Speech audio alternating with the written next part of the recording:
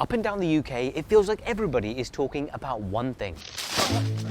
Attention Deficit Hyperactivity Disorder is one of the most searched health-related hashtags, amassing over 20 billion views. Why do people not take ADHD seriously?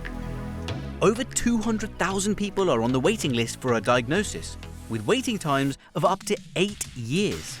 If I hadn't have been able to afford that, whatever it was, £500 at that time, I would still have been on an NHS waiting list. Social media is awash with ADHD-related content, and famous faces starting to talk publicly about it. As a kid, I was like a complete nightmare kid, running around the place, couldn't control my emotions. I'm Dr Karan Rajan, medical mythbuster and health educator. ADHD might be easier to understand if you think about it as a dopamine deficiency compared to a neurotypical brain. I'm fascinated by the huge explosion of interest surrounding the condition, to the point of which everyone is talking about it. The whole of my childhood is papered with everybody telling me to calm down. And it's not just millennials offering opinion. The mobile phone made everyone ADHD. It's a hugely complex topic with a huge variety of symptoms, and as the saying goes, if you've met one person with ADHD, you've met one person with ADHD, which makes diagnosis a minefield. So, we're going to help. For those people on the waiting list, for those of you who suspect a diagnosis might be a good idea, we have the world-leading experts. It is not just the worried well, if you see what I mean. It's real, but because it's so common, it's coming to light.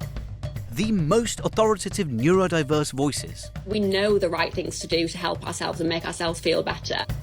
And some world-beating commentators. Sometimes I have too many things in my head that I just lose everything.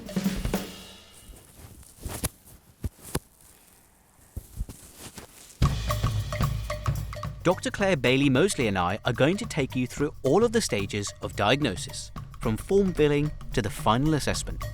What do you do to relax? I don't, I suppose. We'll explain what constitutes a diagnosis. Everybody loses their keys sometimes, but if you've got ADHD, it needs to be significantly more than you would expect. And you can join in by filling out this assessment form. We'll explain later. We're here to steer you through a myriad of information to help you on your way to whatever that outcome may be.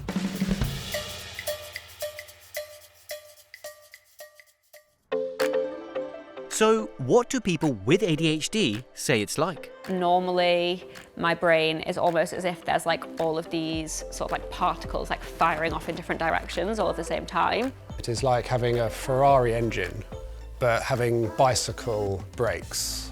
Feels like there's just always a swarm of bees in my brain that just always are going at each other, are trying to fight each other, trying to like get to the top of my attention. It was like 20 televisions on at once, and you can't really tell what channel it's on and what anything is saying. 2.6 million people in the UK have ADHD, and there's probably a lot more without an official diagnosis. Yes, private assessments are quicker, but on the NHS, the waiting list can be a matter of years, all depending on where you live. We're going to look at what exactly constitutes a diagnosis. You'll primarily be assessed on 3 criteria. The first is for those inattentive symptoms, defined by someone who can be easily distracted and forgetful. Next are traits of hyperactivity and impulsiveness, often characterized by restlessness, excessively talking, and acting without thinking. And the third is impairment. To be diagnosed, your life has to be significantly impacted by ADHD. It's not just a case of losing your keys. To give you a step-by-step understanding of the diagnosis process, Dr. Clare Bailey Mosely has agreed to share her assessment journey with us. Clare is a former GP and widow of the late, lovely Michael Mosely. Throughout their life together, she believed there were indications that they both had the condition. Michael would wait until the last moment to write his articles and wait until the pressure was there. It's a really classic thing before you actually get into the zone and then power through. Claire's big aha moment came when her inattentiveness nearly led to a fire in a friend's kitchen. I cooked a meal and I left my rice cooking, went off, came back, and there was smoke billowing around the kitchen, and it was very embarrassing. Claire may be a doctor, but she can't simply diagnose herself. There are formal steps. I haven't had an assessment, but I've had an inkling for some time that I do have ADHD in some form.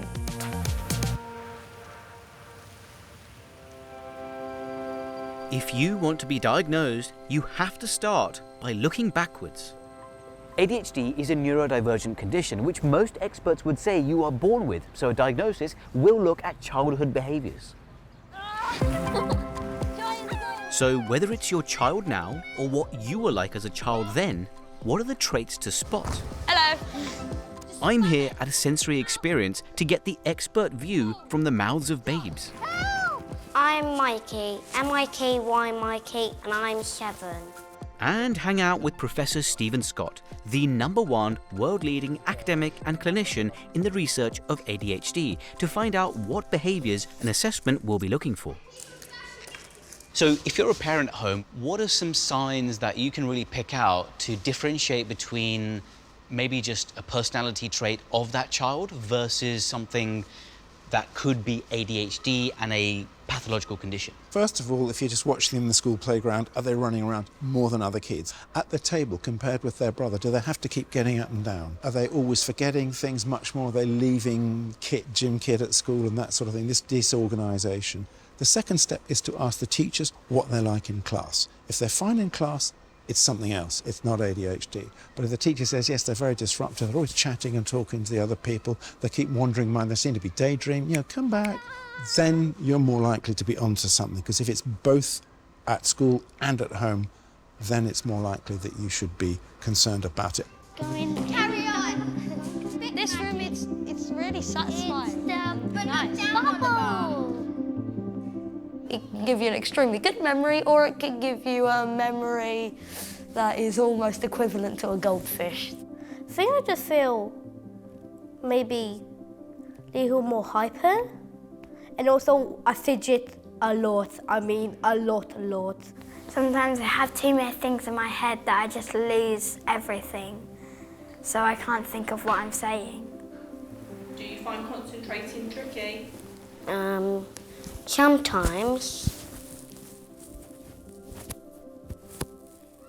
ADHD presents so differently in different people. What are some of the core symptoms of ADHD? The boys are often hyperactive and impulsive, which means they get referred to services, whereas the girls can just be inattentive and it can be missed until adolescence. So whilst it is commoner in boys, when you do surveys, 2.5 times commoner in boys and girls, the referral rate to our services is 4 to 1 boys to girls, because they're causing more trouble in the family, they're being more difficult. What's hard about ADHD is sometimes I say things that are like I never knew that were actually really rude, so I just say it without thinking. So we're hearing more about ADHD being on the rise. Do you think that's a result of increased awareness and we're getting better at diagnosing it? Or is there something environmentally? I think the evidence is actually clear, because when we do surveys in the whole community, epidemiological surveys, it is so common, 5%. Now, epilepsy, 1 or 2%, autism is 1%. This is 5 times more common. So actually, we're getting much more referrals. So I've been looking at, in the South London Mosely Trust, which is the biggest mental health trust in Europe actually, of those referred, how many when they finally get to be assessed have got it? 94% have. So it is not just the worried well, if you see what I mean. It's real, but because it's so common, it's coming to light. So first, be reassured. You might have every right to be asking, does my child or do I have ADHD? If you are an adult starting out on the journey to diagnosis, there are ways of looking more closely at childhood behaviour. Recollections from your school, family and friends will help, and of course, your own memories. So I found some old books from when I was 9 or 10, which is quite interesting. Fortunately for Claire, these jotters have teacher comments, as well as surprisingly good handwriting for a future GP. Unfinished. You waste too much time. You made a good start. It was a pity to spoil it. Please finish. I think I got quite a few of those. 4 out of 10. So it wasn't terribly motivating somehow. Like many women across the UK, Claire is from a generation who was simply missed by the system of the time and are now looking for answers. When I'm looking through these books, I think there are significant clues. The fact that I kind of really focused on things that I was interested in and barely finished the things that I wasn't. So where might you start if you too are looking for answers? We are using an ADHD screening form from the WHO, easily found if you put those words into your internet search engine. It's a symptom checklist designed by the WHO, the World Health Organization, and it's not a diagnostic tool on its own, but it could give a strong indication if you tick 4 or more of these grey boxes that, if you wish, you may benefit from an ADHD assessment. So let's begin. So, first question. How often do you have trouble wrapping up the final details of a project? I have to say I do love a good project and get very involved in it, but I do kind of fade a little bit towards the end. Number 2, how often do you have difficulty getting things in order when you have to do a task that requires organisation? How often do you have problems remembering appointments and obligations? I think probably that's my most frustrating thing. When you have a task that requires a lot of thoughts, how often do you avoid or delay getting started? How often do you fidget or squirm with your hands or feet when you have to sit down for a long time? How often do you feel overly active and compelled to do things like you were driven by a motor? That's part A of the form. If you tick 4 or more marks in the shaded boxes, then your symptoms are consistent with ADHD in adults. Section B provides additional context. But what about other things you might have heard about the condition? ADHD arms? Next, I'll help myth-bust some of what's being said on our socials. Do you do this when you go to sleep at all? Where you curl up like this? You know? Yeah? No?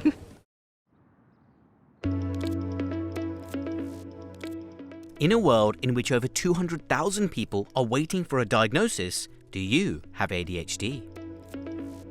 Lots of you have what are known as ADHD traits, but do they add up to a diagnosis? It's quite difficult to explain how it doesn't affect my life. It affects my health, it affects my sleep, my diet, my exercise, literally everything. If I'm losing things on a constant basis, that's very expensive and very frustrating. Yeah, and again, it has that knock-on effect of confidence of why can't I just adult like everybody else? Dr. Clare is exploring a diagnosis, having thought about it for years. It's a journey of self-discovery. I'm curious. So, did you tick 4 or more grey boxes on the WHO self-assessment survey? If you look at my form, out of the 6 questions, only 1 of the answers are in the grey box. 1 out of 6 wouldn't meet the threshold for a formal ADHD assessment. I have got my score. I scored 4, which puts me just over the line.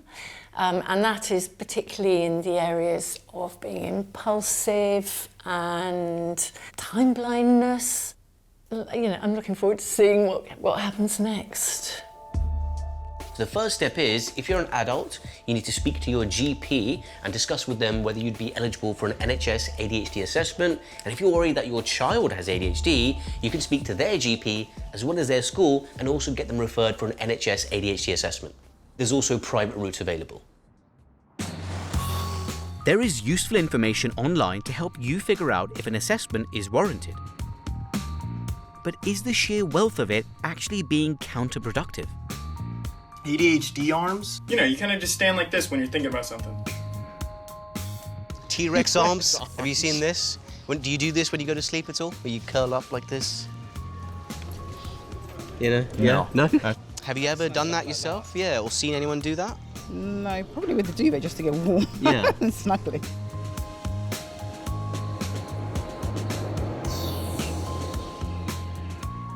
So according to this test, you could have ADHD.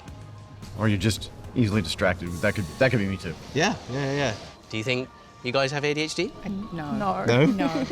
Have you ever been diagnosed with ADHD? No, I have not. And do you think this test is good enough to diagnose you? No. Yeah, why not? It just seems a bit silly. If you seriously think you have ADHD, be mindful of internet diagnostics. T-Rex arms and dot tests are fun, you may procrastinate, you may interrupt or talk a lot, you may stim or skin pick, all of which are fine, but an assessment will go much deeper. And as we've said, queues for assessments can be very long. So is a formal diagnosis even necessary for you? Dr. Val Harpen has spent no less than 30 years researching ADHD. We have a huge backlog, so now we're trying to diagnose lots of adults, particularly women, who were missed when we only thought ADHD was a narrow situation. And now it's really key that we deal with the backlog and help those people. So should everyone get diagnosed if they think they might have it? There are upsides and downsides to having a diagnosis. I think if you're a young child, there are no downsides, because the sooner you get diagnosed and you get the right help and people understand you, the better. But when you're older, I think people have lots of different responses. Sometimes I think the biggest thing is relief. Yeah, that explains it. Sometimes it makes them also feel resentful. And, you know, my life could have been so different if only I'd known. So there are some downsides. So people struggling underneath, below the surface, Yeah. where life is quite difficult and can be impaired in many ways. What are the important things when it comes to ADHD? Because everybody can look at a checklist, but just going yes, yes, yes is not diagnosing ADHD. At the bottom line is that it needs to cause you significant problems. Everybody forgets things sometimes. Everybody loses their keys sometimes. And we're more likely to do that if there are other stresses in life or whatever. But if you've got ADHD, it needs to be significantly more than you would expect for that person's age, for their cognitive ability, and for their situation. So just doing it a bit at a time is not ADHD. You have to do it in more than one situation and consistently. It's important to say that being impaired doesn't mean there's no help or support that you can access for your ADHD. Not that everything about the condition is a problem. It's just under a year since my first book came out. A lot of you have read this one, actually. I think around 20,000 of you, which is wild. Ellie Middleton likes to shout about the positives of having the condition. She's written 2 empowering books and has built up an audience online of 500,000 followers. I think the big thing that I've learned and tried to preach to other people is just don't be afraid to make things as easy for yourself as humanly possible. ADHD is also characterised by traits of creativity, resilience, excellent problem-solving skills. Entrepreneur Alex Partridge is the founder of the social media platform Lad Bible. He's now a leading voice with his podcast garnering over 5 million views. Getting an ADHD diagnosis was incredibly validating. You get reassured by a professional that the suspicions that you have about your brain are valid, and you start looking back through your entire life through this new lens that you have, and you start adding colour to situations from your past. Taking everything into account, Claire has decided to proceed with a full clinical assessment and is booking one that can be filmed for the purposes of this program. So if you've decided to be assessed or been referred, you should know that both the prep and the assessment can be lengthy. The assessment process is actually really complex because you need to understand somebody's whole life history, the environment that they grew up in, their family background, to have the ability to understand whether their symptoms are explained by ADHD or whether they could be better explained by something else. In the assessment for ADHD, they ask you so much about your childhood. It's very in-depth and it can be quite sensitive because nothing is off limits to talk about. I'm slightly nervous about it, I have to say, because it might show things that I hadn't even recognised. And I'm really looking forward to finding out, really. An assessment may be done by a number of ADHD specialists, such as a psychiatrist. Claire is with Vicky George, a private clinical nurse specialist in ADHD. Hello, Vicky. Really nice to meet you. Lovely to meet you. The first criteria an assessment will look at is inattentive behaviour. This causes difficulties with concentration, focus, and organisation. In our brains, there's a group of interconnected regions called the default mode network.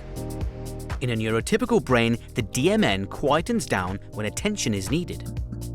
But for someone with ADHD, it is often dysregulated, meaning it is excessively active and less able to switch off. This can make it harder to store information, resulting in memory lapses. So the first thing I want to look at is inattentive symptoms associated with ADHD. Having an ADHD assessment can be really emotionally challenging for most people, actually, because you're sat in front of a professional that you've only just met, for starters, and they're asking you to kind of disclose your whole life story. Do you notice anything in terms of like how you listen in conversations? It shouldn't be anything less than 2.5 hours, but actually it quite often exceeds that. Certainly, as a child, I daydreamed. I can remember probably more about school staring out of the window. We're looking for how somebody is able to concentrate, focus in different settings. What about your mind wandering? I'm sure that happens. I mean, but it's difficult for me to measure because it's wandered. Do they overcompensate? Do they mask their difficulties from others? Certainly, Michael was aware of my poor timekeeping. Quite often people can see the problems that ADHD is causing in their lives, but can't quite figure out why that's happening. Just think, I have been living with it and, you know, sort of comfortably, but with the odd blip. So Claire definitely displays a lot of the inattentive type symptoms. So again, dating back to childhood, comments from teachers about, you know, starting off with enthusiasm, not finishing, and then, you know, throughout her adult life, time management is a real issue for her. So it's just digging a bit deeper of whether this is a problem or not, basically. The inattention stage of the diagnosis is over, a trait that can be tough to manage in a neurotypical world. However, the flip side of the symptom for some is hyperfocus. Hyperfocus refers to an intense fixation on an interest or activity for extended periods of time. Now, someone who experiences hyperfocus are often so absorbed in that activity they can block out the entire world around them. When I was writing both my books, I would literally sit for like 5-6 hours a day and just pour out words and just go and go and go. And then once that sort of like hyperfocus, hyperfixation had worn off, I literally for like a month didn't write a single word. Your vision just goes into tunnel vision, and everything else to you becomes invisible and ceases to exist. And the focus that you have for that thing is more than the average person would relate to. And that hyperfocus can enable you to become world-beating at that thing, world-class at that thing. But hyperfocus doesn't choose what you focus on. In 2019, George King scaled the Shard, the tallest building in the UK, using no safety equipment. He went to prison for 2 months, and that's because it was incredibly dangerous and illegal. But for George, it seems this kind of intense, heart-stopping activity is how some of his ADHD traits manifest. For me, Hyperfocus really came in the preparation process. And I'd go into the concierge, I'd speak to the concierge, I'd find my way up to the office levels, I'd look at the facade from a close-up view. Other times I'd dress up in sports gear, I'd run to the shard and I'd stretch on a pillar and I'd see on the pillar that it goes from my wrist to my elbow. Then I'd run back home and I'd measure from the wrist to my elbow, and that'd be one measurement. And I do hundreds of these different reconnaissance missions, only getting one piece of information at each and every given time. I wouldn't have been able to do this level of meticulous planning without having ADHD.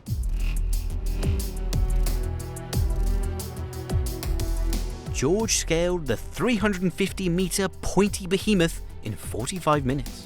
When you're climbing it freehand, free solo, I mean, your life's in your fingertips, so there's no time for any other thoughts. You're totally dialed into the moment. Living with ADHD is very chaotic. The thoughts are relentless, they never stop. But when I have something which actually means something to me, all those thoughts become compressed and then channeled into one thing. The universe gets out of the way, and it's only this thing in front of me. And it's a very fierce level of focus, and it's unwavering. ADHD gave me the ability to be hyper-focused, to plan so meticulously. So I'm blessed that I have it. I see it as a gift. I do not see it as a disorder at all. Hyperfocus is one of many traits that do not form part of the diagnosis, but that people with ADHD will often find they have in common. For lots of those symptoms, it can be really comforting knowing there are other people who feel like you or experience things the way you do. Step 3, get it all into the washing machine. And there's a whole ADHD community out there. I've got absolutely no idea why or how it works, but it does work.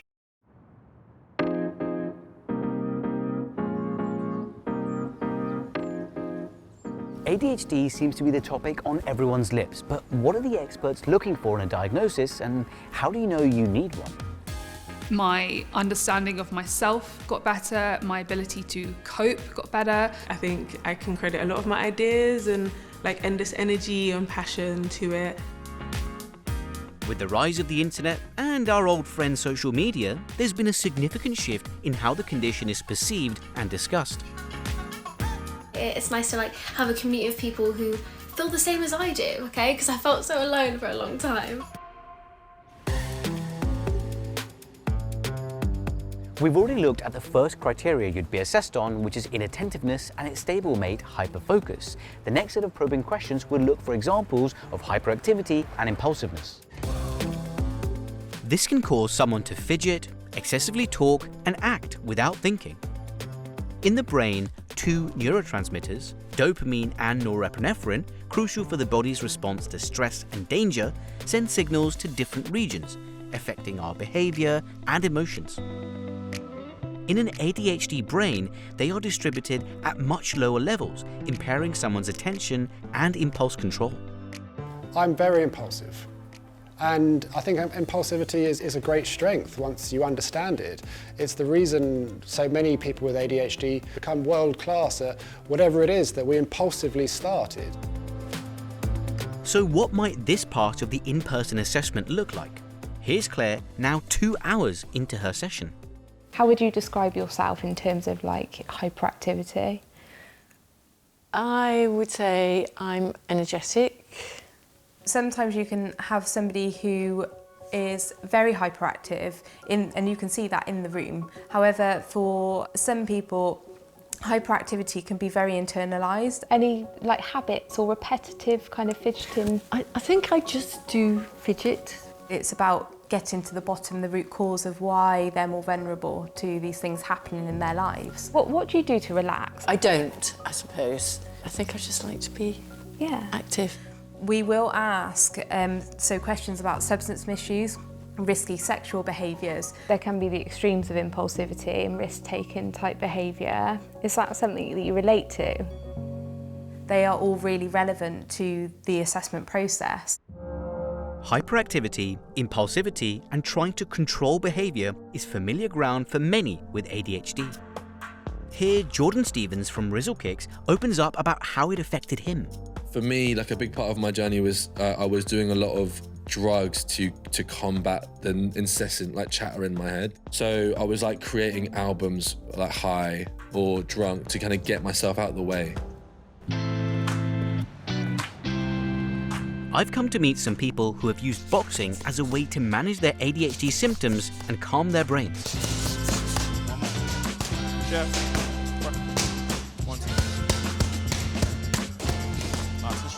I was always in trouble at school.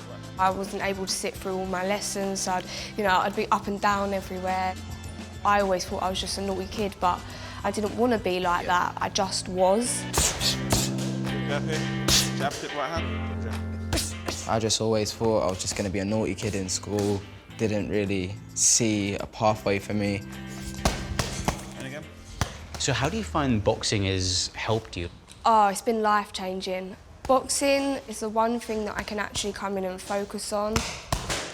When I'm in a session, everything else just kind of switches off, which is really nice because I don't get that chance with anything else in my life because my brain's just always at 101. But when I'm here and I put my gloves on, that's it. The world just turns off. Before, I'd rise to anything. Like you could call me an idiot and I'd rise to it. So small things would really affect you? Yeah, and then I started boxing and most of my anger was getting let out in the gym, hitting the bags. Boxing has been my lifeline. I would go as far as to say it saved my life. Right hand, roll right hand. Right hand, roll right hand. And again. You will find that any physical exercise is regularly recommended for someone who has ADHD or symptoms of. Beautiful, backhand. And that doesn't have to mean boxing. Even the smallest of activities can help people focus energy or manage hyperactivity. Good, let's go. Oh, look at that. It's like a... Oh, God, I love it. It's a fidget toy. I guess I just find it easier to think when I'm also like occupied by something else. And you don't need to have a diagnosis to find them useful or soothing. If I don't have something like this in my hand, I'm always like sort of like having the stream of thought at the same time as trying to talk of like, okay, how should I be sitting? Like, should I be sat still?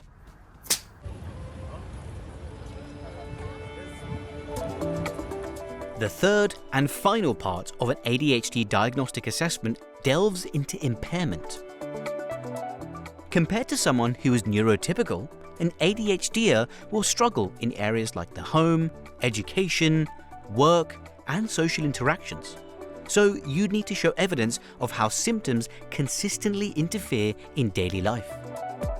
The things that most people find hard seems to like click in my brain quite easily, whereas the things that most people seem to find easy of like getting in the shower, like staying organised, like cooking, cleaning, going to the gym, like doing all of those things, they're the things that feel difficult for me because they're not as like, I guess, exciting for my brain in the same way. So when something's not something that is like challenging or exciting, it's like a real slog to try and motivate myself to actually do it.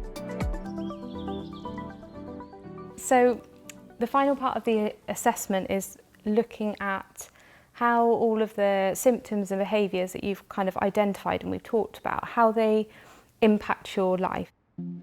So I do turn it back to that person and say, where do you feel that all of these symptoms that we've identified associated with ADHD, where are they holding you back in life? Where are they causing the biggest problems? What about relationships and, friendships, relationships with family as well? Is there any impairment?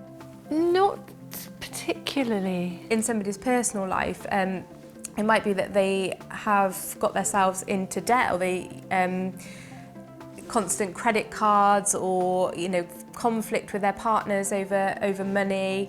What about any kind of overcompensating behaviours that you recognise in yourself that almost like tips things too far the other way? Some things. Yeah. It can really be, what people describe as a roller coaster of emotions. Next, after a 4-hour deep dive, Claire ends her quest for a diagnosis. Would you agree with that? I would. I think that's probably a very fair reflection, actually. And I learn what support you can access whether you've had a diagnosis or not.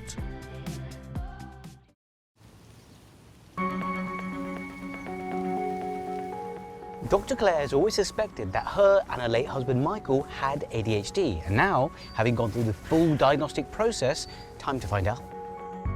Clare scored highly for inattentiveness and hyperactivity, and has just completed the final stage of a grueling 4-hour assessment, Impairment, a crucial criteria which everyone needs for an ADHD diagnosis. When we are looking at the diagnostic criteria for ADHD, we really focus on level of impairment, and you even recognise yourself that there isn't really any impairment in your adult life. Without that impairment, we wouldn't diagnose ADHD. Would you agree with that? I would. I think that's probably a very fair reflection, actually. It's interesting hearing all these what you would call impairments, but I don't feel particularly impaired by them, and that's a really weird thing to say. You know, it's possible for anybody to have sort of traits of ADHD, but actually it not warrant or justify a diagnosis and need treatment, because there isn't impairment there.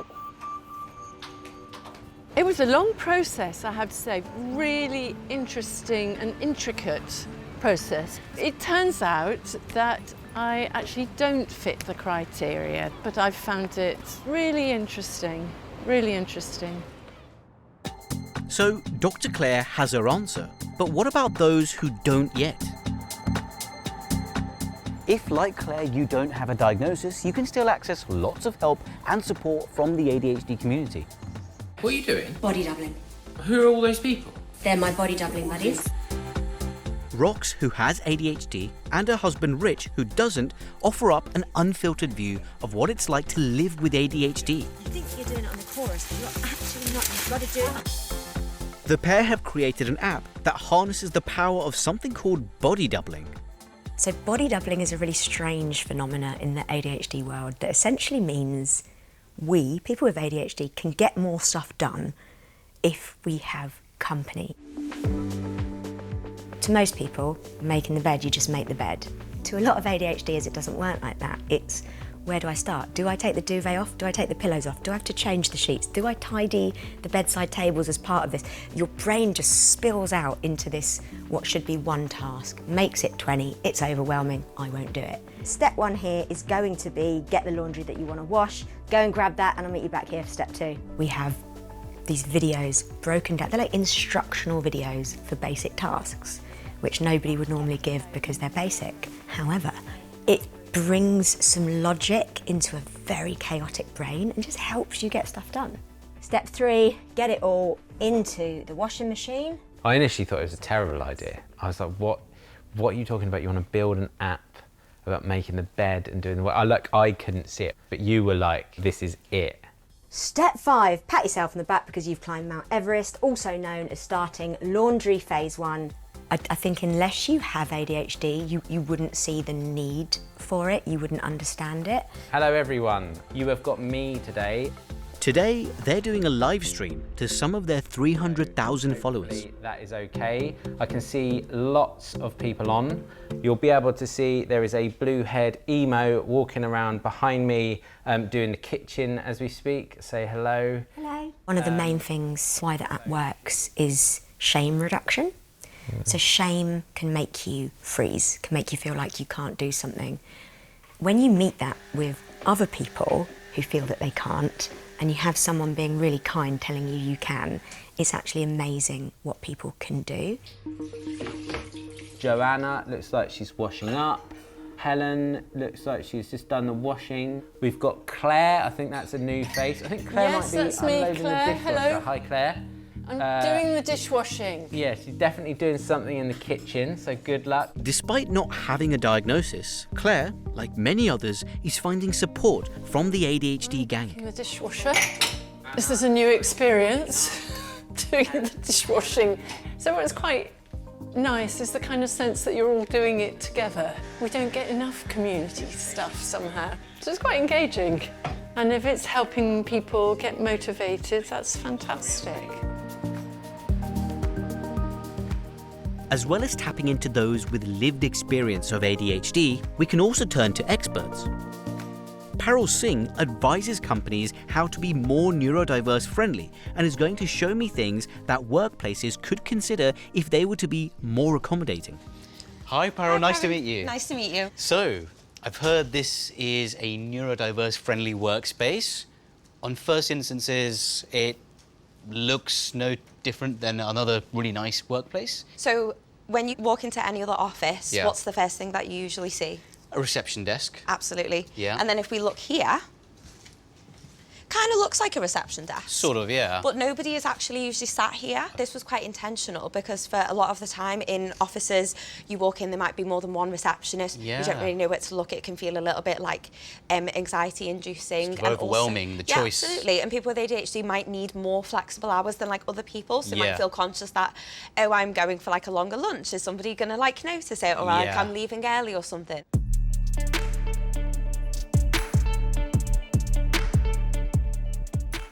So in this bit here, we've got these little cubicles. If I open it, this probably looks like a soundproof booth where you would usually do meetings or you would do calls. So this actually isn't for calls and meetings. When somebody with ADHD is completely hyper-focused on their work, which is a great thing to be able to get into actually, because they might be able to do what somebody else might need 4 hours. Yeah, I can't do that. Like literally like maybe like an hour or two. It happens to me very often, a lot of my friends with ADHD. That hyper focus is like golden time. So this is a space which actually somebody can truly get into that hyper focus zone. Obviously we have a spinny chair as well, which is great to sort of like fidget on. It nurtures those traits which can be leveraged into something positive. Yeah, absolutely.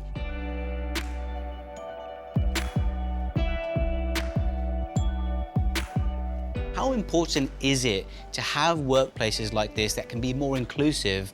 This is not about trying to hire more neurodivergent people. They are in your workplaces already. So it's in your best interest when you have maybe spent money hiring that person, onboarding them, training them, investing in them to do whatever you can, whether it is the work environment or the support systems that you actually have in place for neurodivergent people, people with ADHD, to actually help them thrive. And for the ADHD brain looking for that dopamine hit, there's a special space in Parul's ideal work world. Wow. So this is the karaoke room. And as you can see, it's just beautifully furnished. You walk into this room and you're like, dopamine. Dopamine, dopamine, dopamine. And there's so many different textures, shapes, colours. It's you know, a bit of an eclectic mix of things in here. Actually, just coming in here, it's such a different vibe to out there. It's all about balance, really, which sometimes can be quite hard for us to get. So it's like, take a break in here, take your lunch, have a little bit of fun, get back into the zone, get the work done.